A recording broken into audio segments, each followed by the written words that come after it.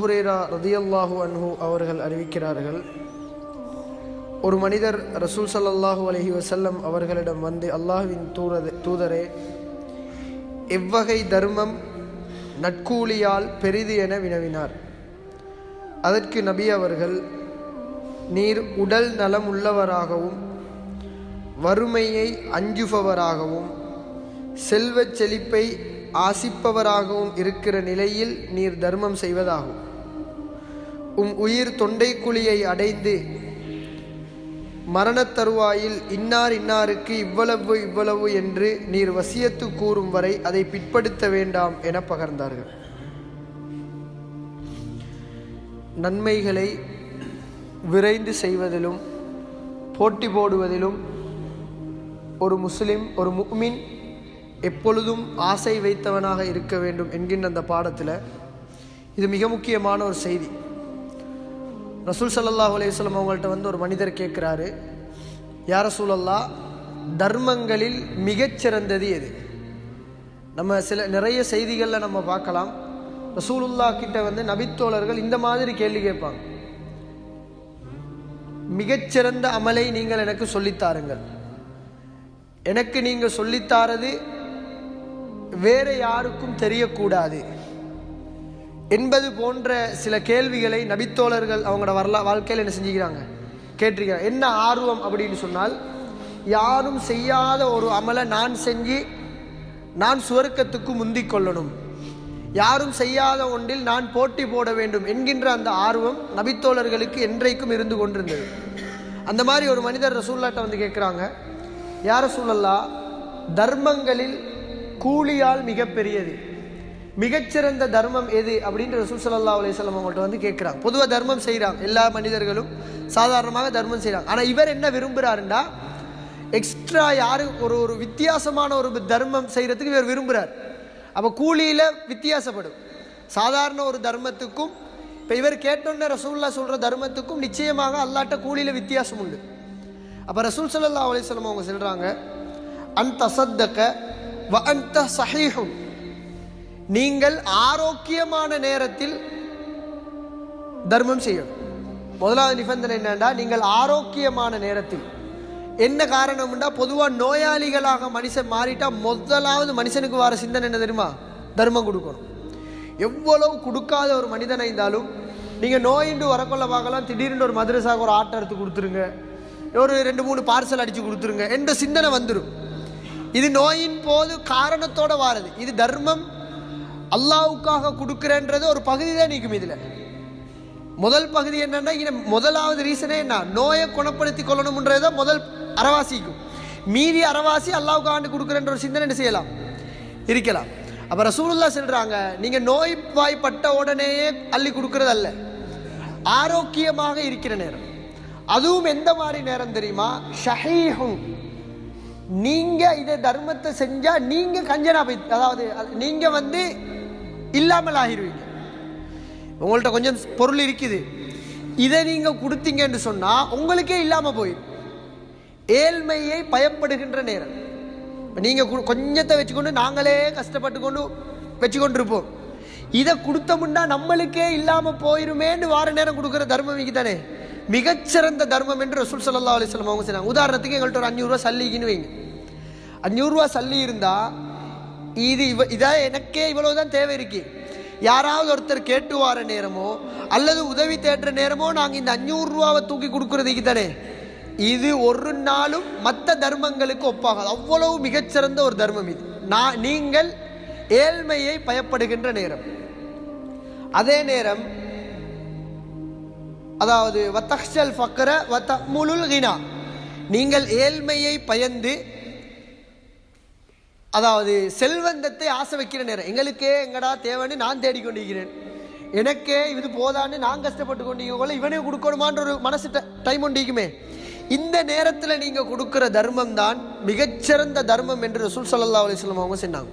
சொல்லிட்டு அந்த மனிதருக்கு ஒரு உபதேசம் சொன்னார், நீங்கள் ஏன் இப்படி தர்மம் செய்ய தெரியுமா, ஆரோக்கியமாக இருக்கிற நேரம், எங்களுக்கே கஷ்டம் வரும்னு நினைக்கிற நேரம் நீங்கள் ஏன் தர்மம் செய்ய தெரியுமா, உங்களோட உயிர் தொண்டைக்குழியை அடைகிற நேரம் நம்ம எங்களுக்கு தேவைன்னு சேர்த்து வச்சது, நாங்கள் கொடுத்தா குறைஞ்சிருமோன்னு வச்சதெல்லாம் உயிர் தொண்டைக்குழி அடையிற நேரம் இன்னாருக்கு இவ்வளவு கொடுத்துருங்க, இன்னாருக்கு இவ்வளவு கொடுத்துருங்கன்று செல்ற இடத்துல என்ன செஞ்சு கொள்ள வேணாம்.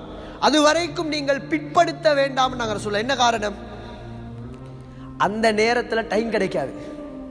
அன்புள்ள சகோதரர்களே, நாம் வீணாக எங்களுடைய தேவையும் அல்லாமல் எங்களுடைய தேவையும் பூர்த்தி செஞ்சு கொண்டு இருக்க நம்ம ஒரு கணக்கு சேர்த்து வச்சிருப்போமே.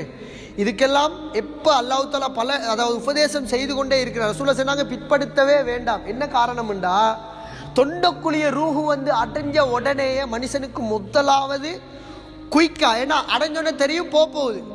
அந்த டைம் அல்லாட்ட கொஞ்சம் டைம் கேட்பானதுக்கு தெரியுமா, யாரெல்லாம் ஒரு 2 ரக்கா தொழுதுட்டுவாரு, யாரெல்லாம் ஒரு நோன்பு பிடிச்சிட்டுவாரு, யாரெல்லாம் கொஞ்சம் உம்ரா செஞ்சுட்டு வாருன்னு டைம் கேட்கவே மாட்டோம்.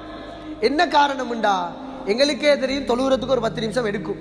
அல்லாஹ் தஆலா டைம் தர போறதும் இல்லை. எங்களுக்கே தெரியும் இதுக்கு டைம் கேட்டால் ஒரு 10 நிமிஷம் எடுக்கும், நோம்புக்கு ஒரு நாள் எடுக்கும், மற்றதுக்கெல்லாம் டைம் எடுக்கும். ஆனால் நம்ம என்னத்துக்கு அல்லாட்ட டைம் கேட்போம்? ஃபஅஸ்ஸதக வஅகும் மினஸ் சாலிஹீன். கடைசி தொண்டக்குழிய உசுரிக்கிற நேரம், யா அல்லாஹ் கொஞ்சம் டைம் தான், யா அல்லாஹ் தர்மம் செஞ்சுட்டு நல்லவனா வந்துடுறேன்.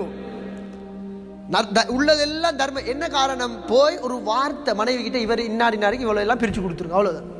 இல்லாட்டி இந்த சொத்தெல்லாம் இவ்வளோ, இந்த சொத்தெல்லாம் தர்மம் செஞ்சிருங்கன்றது சின்ன ஒரு டைம்.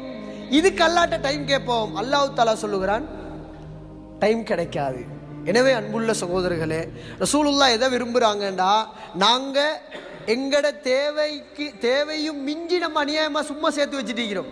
ரசூலுல்லாஹ் எதை விரும்புகிறாங்கண்டா, ஓண்ட தேவை இருக்க, நம்மளுக்கு தேவை இருக்கு, இது இல்லாட்டி எனக்கே குறைஞ்சி போயிரும்ன்ற நேரம் செய்கிற தர்மம் இருக்குதே. ஒரு நபித்தோழர் செஞ்சார் அந்த தர்மம். ரசூலுல்லாஹ் கேட்டாங்க, ரசூலுல்லாஹ் சபைக்கு உணவு தேடி ஒருத்தர் வந்த நேரம், யார வீட்டில் உணவு இருக்குன்னு கேட்டுட்டு அவர் கூட்டிக்கொண்டு போனார். போனால் மனைவி சொல்கிறா, எங்களுக்கு சமைச்சு வச்ச உணவு மட்டும்தான் என்ன செய்யுது.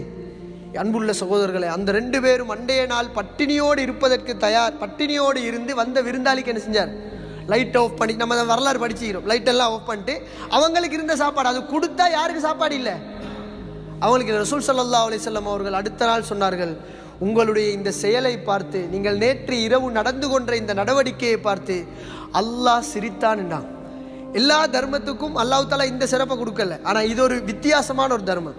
எனவே அன்புள்ள சகோதரர்களே, எப்பொழுதும் ஒரு முஃமினாக இருக்கின்ற நாம் எதுக்கு முயற்சி செய்யணும்டா, எங்களுக்கு ஆரோக்கியமாக இருக்கிற நேரம் ஒன்றை மட்டும் புரிந்து கொள்ளுங்கள், நாம் எந்த அளவுக்கு தர்மம் கொடுக்கிறவராக மாறுகிறோமோ அந்த அளவுக்கு தான் அல்லாஹ் தருவான். ஏன் தெரியுமா?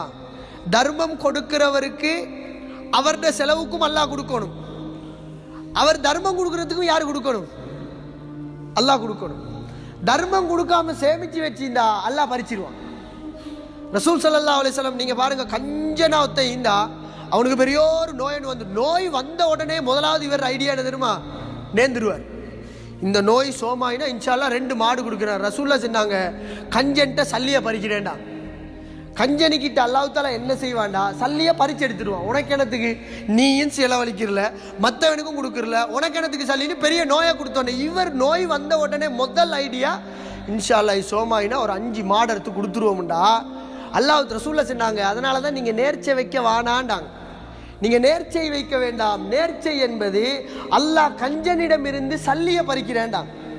எனவே அன்புள்ள சகோதரர்களே, நாம் என்றைக்காவது வீணாக சேர்த்து வைத்திருந்தால் அதுக்கு அல்லாஹ் தஆலா ஒரு வழியை ஏற்படுத்துவான், அதை பறிக்கிறது.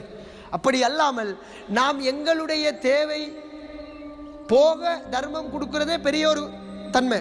ஆனால் அதை விட உச்சகட்டமான ஒரு இடம் என்னண்டா, எனக்கு இல்லாட்டியும் பரவாயில்ல, மற்றவருக்கு நாம் தர்மம் செய்வது என்பது மிகப்பெரிய ஒரு கூலி எங்களுக்கு என்ன செய்யும், கொண்டு வந்து சேர்க்கும். இந்த மாதிரி தர்மங்கள் தான் எங்களை சொர்க்கத்தில் வித்தியாசப்படுத்தும். ரசூலுல்லாஹ் சொன்னாங்களே, சொர்க்கத்தில் அந்தஸ்துகள் இருக்கு. உயர்ந்த அந்தஸ்துங்க ஜன்னத்துல் ஃபிர்தௌஸ். அப்போ நம்ம எப்பொழுதும் ஜன்னத்துல் ஃபிர்தௌஸுக்கு உயர்ந்த அந்தஸ்துக்கு போகணுமாக இருந்தால் எங்களோட நன்மைகள் தான் என்ன செய்யும், எங்களை அது பிரிக்கும். எனவே அன்புள்ள சகோதரர்களே, ஒரு முஃமின் எப்பொழுதும் மிகச்சிறந்த அமலில் கூடுதல் கவனம் செலுத்தி, எங்களுக்கு வறுமை என்று வந்தாலும் மற்றவர்களுக்கு நாம் தர்மம் செய்ய வேண்டும் என்பதை நாம் உள்ளத்திலே ஆழமாக வைத்து முடியுமான அளவு எங்களுடைய தர்மங்களை அதிகப்படுத்தி நாம் வாழுகின்ற காலமெல்லாம் அல்லாஹ் பொருந்திக் கொள்ளுகின்ற விதத்தில் வாழுகின்ற மனிதர்களாக அல்லாஹு ரப்புல் ஆலமீன் என்னையும் உங்களையும் ஆக்கியருள்வானாக. வ ஆகிர் தஅவானா அனில் ஹம்துலில்லாஹி ரப்பில் ஆலமீன்.